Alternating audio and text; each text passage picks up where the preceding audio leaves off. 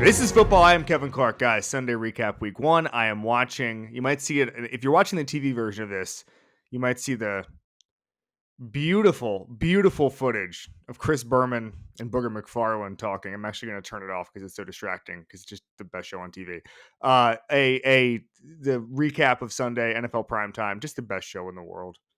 Just the best show in the world. Just like the best feeling of not having to do homework after listening to that music, which gives me just a trigger response of like, oh, got to go to school tomorrow. Don't have to do it anymore. So we have to look forward to, kids. A couple things before I get into what we're doing here today. Number one, the Titans game. This is going to drive me nuts all season. I can already tell. Cam Ward, probably my favorite college player of all time. He plays behind an offensive line, and there were injuries up front, but he plays behind an offensive line that's going to get him killed. He himself made mistakes today as far as spinning out of pressure. Can't do that. You can't do that. It is really easy to spin out of pressure against Cal. It's really hard to do it against Zach Allen. It's really hard to do it against Nick Benito. It's really hard to do it when Patrick Surtain has somebody covered down the field. So that's one.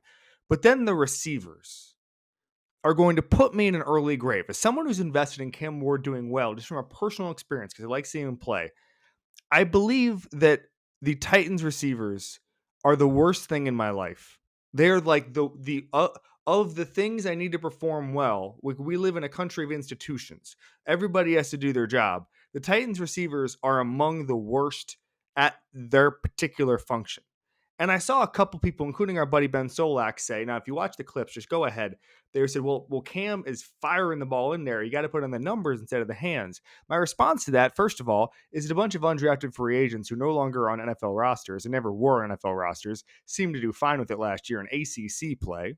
Okay. And Calvin Ridley seemed to not be able to do that. So that was one frustrating thing about some of the takes there. The second thing is just catch the ball. It's a note I have. Just catch the ball, Calvin Ridley. I think it's going to get better.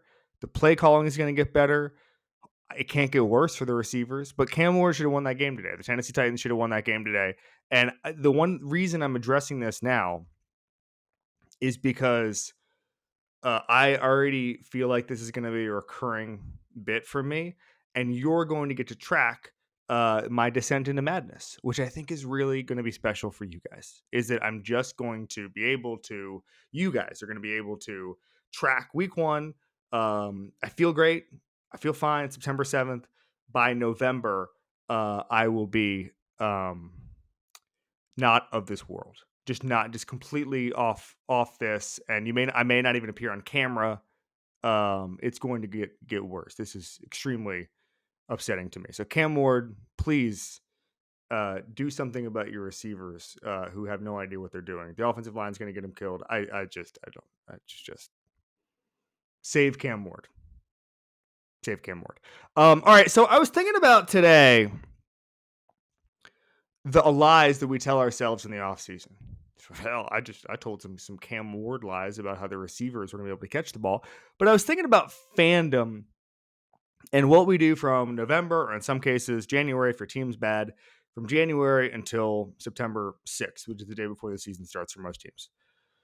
And I was thinking about how there was like $1 billion Powerball jackpot this week in America. And everybody I know, including myself, played it. And then they would talk about what they were going to do if they won. There was a very famous clip where an Alabama fan said they were going to buy out Kalen DeBoer, a worthy fantasy. But there's an old adage that when you buy a ticket, you're not buying a piece of paper. You're buying like the 3 hours where you get to dream about having won. And some people convince themselves they're going to win. And then you go and you look at your ticket and you realize you didn't have a number, not one. And you need like 4 to win money. You didn't have a number. You're all excited, thinking about the house you're going to buy. You don't have a number. And I was thinking about how, as fans, we oftentimes talk ourselves into the Powerball ticket when really we could have taken all that money and just invested in a mutual fund and tangibly changed our lives, right? What are the Powerball tickets of football versus the worthy investment? Talk about Powerball tickets. CJ Stroud against the Rams today, pressured on 41% of his dropbacks. Okay. That is his 14th game, according to the NFL, facing a pressure rate of higher than 40% since he entered the league. That is tied for the most games in the NFL. He took 3 sacks and actually did okay in those situations. But you cannot win a game consistently pressured over 40% of the time. Okay. Now, what do we have to show for that? So I put out into everybody, to the entire listenership, I said, what's the biggest lie that you believed about your team? And I got a lot of Texans fans saying the offense was going to be different. It's not. They went the Powerball route. They didn't get better players. They got different players. And then they said, maybe somebody's got to win. Didn't work. And it hasn't worked. And then you saw a nasty front seven today go right at CJ Stroud. And eventually there was a peanut punch with a rookie named Landman. And then all of a sudden the Rams have won the game. But you cannot improve as a franchise without actually improving your weakness, without actually attacking your weakness and saying, we're going to invest in this instead of doing the Powerball thing. What other lies were told? Well, I got one funny response from a Cowboys fan. He said, you know what lies I believed? None. I got exactly what I expected. Yeah. That's how it goes by now. A lot of Giants fans thought that their offensive line was going to be improved. Andrew Thomas was out.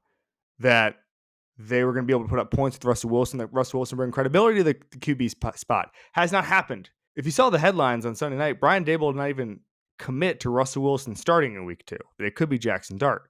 The Giants didn't even make Jackson Dart available to the media, which is a little strange. But I want to stop in that game right now for 1 second. Because what the Commanders did is almost the exact opposite of what the Texans did a year ago when they had their sophomore sensation. The Texans never meaningfully invested in the offensive line, okay? And then all of a sudden, the protection schemes with the coaching and then some wide receiver injuries lead to huge drops in intermediate and deep passing for CJ Stroud. And all of a sudden, he goes from, hey, are the Texans going to win a Super Bowl in year 2? Or are they going to win it in year 3? To, boy, we need a new offensive staff. Boy, we need help for CJ Stroud, which, by the way, may not have come just yet. But the Jaden Daniels Commanders did something completely different. They went out and got Laramie Tunsil, who, by the way, was deemed expendable by the Houston Texans, even though he might be their best offensive line. And they drafted Josh Connerly from Oregon, the rookie, who Cliff Kingsbury literally wrote a letter to Adam Peters the day before the draft saying, missed you, didn't see you in the office today, please draft the Oregon tackle. Okay? That's Josh Connerly. But I also want to talk about how the Commanders are building on him internally. Dan Quinn talked about that a couple weeks ago. He's off to a great start. He's really a focused and hard working dude, much like Peyton. The unseen work is really what matters the most. That they got to put it in. Can you give an example of the unseen work? The unseen work would be just recently. It's dark out, and I see him walking in the early hours of the morning, walking back off the field. Because he was already going through some things that he wanted to do to be ready for that That's day. That's a good silhouette to see. Yes, your star player walking I was off in the the weight field. room and looking out, and I'm thinking, okay, you got it. Yes, yeah, we got it. Yeah, I don't need to acknowledge that. I need to, and I know that happens. He's early and doing extra, but it is it's who he is. It's all the time, and it is one of the things I really admire about him. I was there in the second day of camp, and Quinn was saying, hey, I come in when it's dark. I'll see Jaden Daniels coming off the field because he was already there. Okay, that's year 2 for a stud quarterback, and so that's a worthy investment. That's an investment I want to make. I'm there and I see everything going the right way. That Deebo Samuel, who was a flyer, who's cost controlled, was making plays for them today. Everything is making sense. There are no Powerball tickets in DC. That's so important to me. Okay. Speaking of, got a lot of people saying that the biggest lie they told themselves this offseason, or they talked themselves into, was the Lions coordinators weren't going to matter. Now, it's a long season. We'll let John Morton establish his offensive identity. But I want to talk on the other side but the Packers, who did everything right. No Powerball tickets. NFL says the Packers hit the Lions ball carriers behind the line of scrimmage on 72% of runs, the highest allowed under Dan Campbell. Okay? That's astounding. Negative 12 rushing yards before contact and negative 6 yards before contact per carry. Okay? Second worst mark under Dan Campbell. Micah Parsons played 45% of snaps, 29 of 65. This is via ESPN. Finished with 3 pressures, second most on the Packers. 2-yard loss on a completion, an interception, and a sack on those 3 pressures. That is why you go out and you invest in Micah Parsons, because you're not in the business of telling lies about your team. Not a Powerball mentality. It's a mutual fund mentality. The Dolphins, Lord help you. Lord, I don't know. Lord help you. You know what? If you're a Dolphins fan, buy a Powerball ticket. Something good is going to happen to you. Something good is going to happen to you. Maybe it's the Miami Hurricanes are good. If you're just a big fan of the city, that's good. That's happening to you. I think the Marlins are decent. Congrats to the Marlins. Don't know about the Heat. I think they're kind of trending away from everything. Panthers. Hey, Panthers. You got the Panthers. They can't stop winning the cup. But that's an example of a team where hope was the strategy. It never, ever, ever works. Going through it, got a lot of Brian Callahan slander that I'm going to wait on.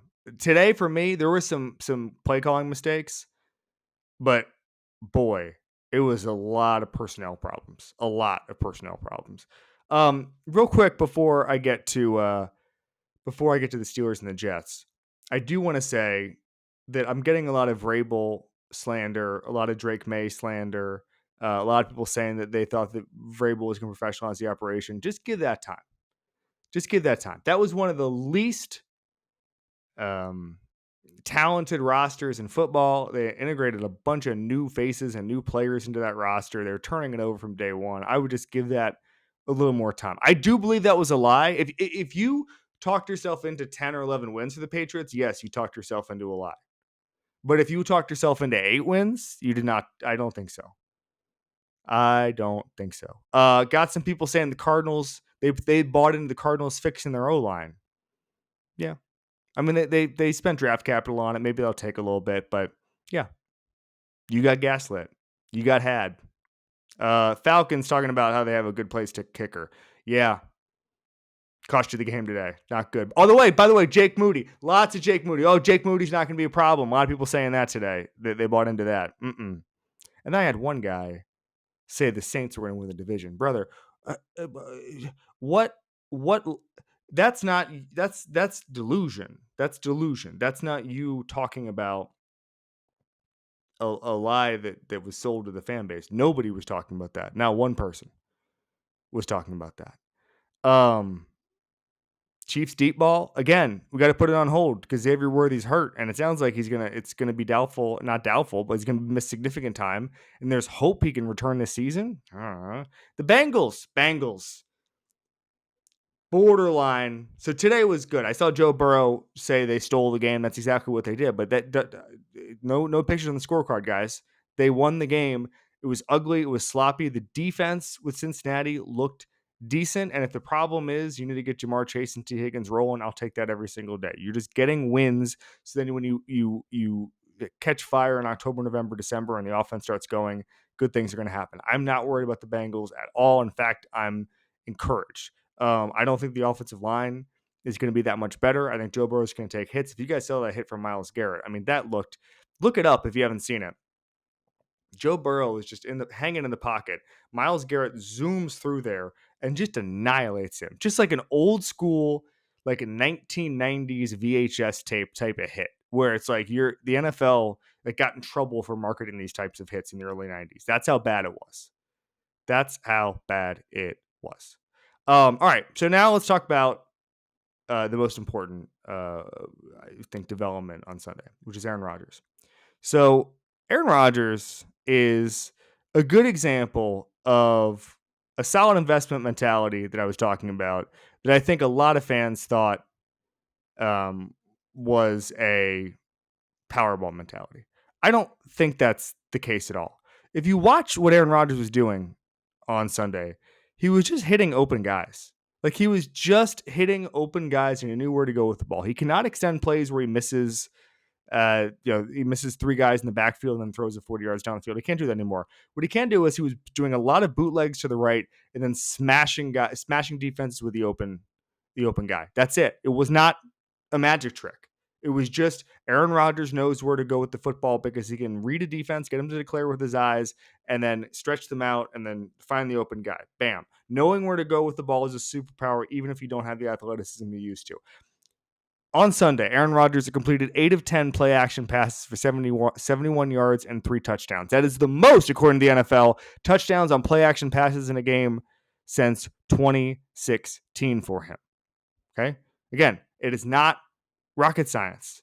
And I was just watching this game. And by the way, the Jets fought like hell. And I don't want to diminish the fact that the Jets almost won this game. But man, the Steelers and Aaron Rodgers were able to dice them. Chris Boswell seems like a genuine weapon, but it goes back to something when I was on my camp tour a couple weeks ago. There were 2 things that I thought about with Mike Tomlin when I was in Latrobe. The first is that Tomlin said that Rodgers has a love affair with football, which, by the way, I genuinely believe. It's just no component of the game or the process that I've seen in the time that I've been around him that he does not enjoy. And that's just really a cool thing considering he's been doing it a while. But then the second thing with Aaron Rodgers is, like, I asked Jordan Love who the biggest badass was in the NFL he's ever been around. And he said it was Aaron Rodgers. The reason is because he learned about the game within a game from Aaron Rodgers. So fake mic calls, just the head games you can play, just all the games you can play against the defense, which, by the way, he can still do. He might be able to do it for 2 more years. If you have baseline athleticism, can roll out of the pocket, you can still dice a defense. He was able, last year as a quarterback, he changed. He genuinely changed. He got rid of the ball quicker. He was still able to push the ball down the field, but he did not stand back there, pat the ball, buy time, and throw it down the field. He didn't do that, okay? He changed as a quarterback. So now he goes to a Steelers team with they will be good defense, with actual playmakers like DK Metcalf, and the way Garrett Wilson last year. It just didn't work out in the same way it could have, okay? I still think he can give the 15th best quarterback performance in Pittsburgh, and that's going to be good enough to make them into the playoffs. I think that's a solid investment. That's why I loved this signing. That's why when I was in Latrobe, the vibes seemed good. I am higher on Aaron Rodgers than national consensus. I think they're a decent team with a decent quarterback, and you saw that on Sunday, and that's why it's not Powerball mentality. That's other veterans. That's other. We're going to take a flyer on this veteran. Aaron Rodgers is a solid investment. I really liked it. All right, going through some other games. I'm going to do some rapid fire here, okay? I mentioned the Bucs over the Bengals. That, to me, I thought, first of all, it's a classic. The NFC South is just an amazing division, and it doesn't get nearly the national attention it deserves. I was impressed with, first of all, Baker Mayfield. The fact that he was 17 at 32, 167 yards, 3 touchdowns, like not a great statistical day, and was still able to eke out the win when Michael Penix almost had 300 yards. Michael Penix, by the way, just going to shout this out very quickly. Seeing what Alabama looks like has made me rethink how much Michael Penix had to do with the Washington run. Okay. I thought Kalen DeBoer was a really good coach. I'm watching a sloppy and disciplined team. I'm going, I don't know. I'm noticing. I'm observing. So impressed with the Bucs' ability to eke that one out, especially when you consider without Tristan Wirfs, they did some really late in the week shifts, I guess, with their offensive line. They were still able to eke this one out. The Falcons, they missed the kick. They're cursed. I'm sorry. But the best teams like the Bucs see a cursed team and say, let's feed on that curse. Meanwhile, I mentioned the Patriots and the Raiders. I just want to shout out because I mentioned the fact that there's a lot of people saying they felt bamboozled by Vrabel and Drake May. I got to shout out Geno Smith. 24 of 34, 362 yards. Hit Brock Bowers over 100 yards. Jacoby Myers almost 100 yards. Ashton Jeanty had a rushing touchdown, even though he didn't have an amazing day. You're not going to see a lot of talent on that defense. You're going to see Max Crosby and then some guys. And the fact they were able to eke this win out shows you, first of all, the AFC West is going to be unbelievable. But then the other part of it is that Pete Carroll, I mean, first of all, if I was anybody 2 years ago, I would have called Pete Carroll. If I was the Jets, I would have called Pete Carroll. I would have fired Robert Saleh a few years ago to hire Pete Carroll. Pete Carroll's an amazing coach it ran its course in Seattle, but he's an amazing coach. And if the issue is, so if you're going to have a bunch of offensive yardage because Geno Smith can dominate the intermediate area of the field and Brock Bowers is going to be able to do some cleanup work, and then the issue is can Pete Carroll scheme up the defense, take that every single day. Every single day. They're going to win games this year. They're going to win a lot of games. Biggest disappointment for me, the Panthers. What are we doing, guys? What are we doing? 10 points. Most of it was 20-3 for most of the game. Bryce Young looked sloppy. He looks overwhelmed. He goes 18 of 35, 154 yards, 2 interceptions. Trevor Lawrence didn't look that much better. Didn't even get 200 yards. By the way, unders were like 11-1 on Sunday. Don't know what that is. His defense back, his quarterback play just sloppy. Travis Etienne, 143 yards on the ground. But man, I thought, you were talking about a team that I thought was going to take a leap in Carolina. There was nothing going on there. They might compete for the NFC South. Nothing going on there. And maybe, again, you were talking about gaslighting. Maybe the lie you believed. Boy, that was rough stuff. Niners Seahawks game I haven't really gotten to yet. Brock Purdy looked bad, unfortunately. Sorry to say. He was throwing the ball up for grabs. Even the game winner, it was bad. I mean, he was throwing the ball up for grabs. And by the way, Trevor Lawrence had a bad underthrown interception too. But it felt like everybody was off today. But Purdy, 277 yards, 2 touchdowns, 2 interceptions, takes a sack. Christian McCaffrey, by the way, fantasy guys were just going nuts over this. 69 yards, on 22 carries. Ricky Pearsall looked good. Had a nice little bomb down the left side for 45 yards. They desperately need him. And then Sam Darnold gets strip sacked by Joey Bosa on the final meaningful play of the game. 150 yards, 0 touchdowns, 0 interceptions. I saw a tweet right as that happened where the guy was like, well, at least we saved $5 million a quarterback. Yep. Geno Smith probably wins that game. Oops. But I guess Geno seemed done with him. They didn't want to give him an extension. They might be done with him. And then the only game I haven't mentioned is the Cardinals and the Saints. The Saints they had a chance to win that game. There was a drop in the end zone that could have tied it. So I don't know they're a bad team. They're going to be a bad team. Spencer Rattler is their quarterback. Alvin Kamara actually had a nice little long run, but this is a bad team. Arizona probably should have blown them out a little better.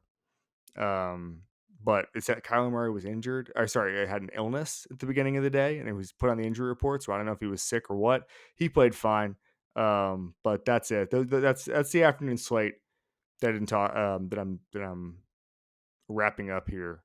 But yeah, those are my takeaways from today. The Rams. If there's anything I changed my mind on today, guys, it's the Rams.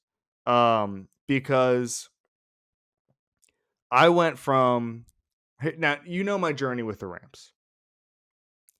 I went from picking them to win the NFC all off season long, and then I took them out of that place, put in the Packers. I continue to believe in the Packers. I think Jordan Love showed a lot over the intermediate part of the field. He was just throwing absolute darts in there. And most importantly, I think he's going to be able to use his legs. That was the one thing in Green Bay that came up a lot. It said he wasn't able to use his legs in a meaningful way, and that was hurting the playbook because so many of the checks are, hey, we're going to do this.